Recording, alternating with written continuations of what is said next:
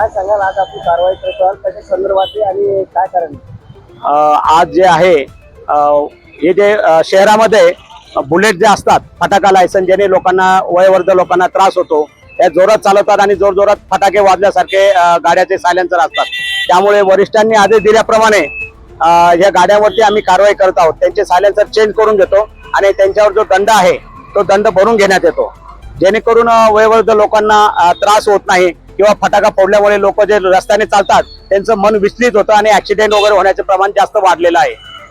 आतापर्यंत किती वाहनावर कारवाई करण्यात आली? आतापर्यंत आम्ही साधारणतः सकाळपासून 25 ते 30 वाहन आम्ही चेक केले आणि ऍक्च्युली 10-25 गाड्यावरचे सायलेन्सर आम्ही बदलून घेतलेले आतापर्यंत। आव्हान काय करणार? सगळ्यांना आव्हान हेच करण्यात येतं की आपण जे ओरिजिनल जे गाडीचं सायलेन्सर आहे तेच सायलेन्सर ठेवा आणि जेणेकरून पब्लिकला किंवा इतरांना त्रास होणार नाही यासाठी सायलेन्सर नियमाप्रमाणे गाडी वाहन चालवा, नियमाचे पालन करा, वेळोवेळी सहकार्य करा पोलिसांना देखील, असं मी आवाहन करणार आहे।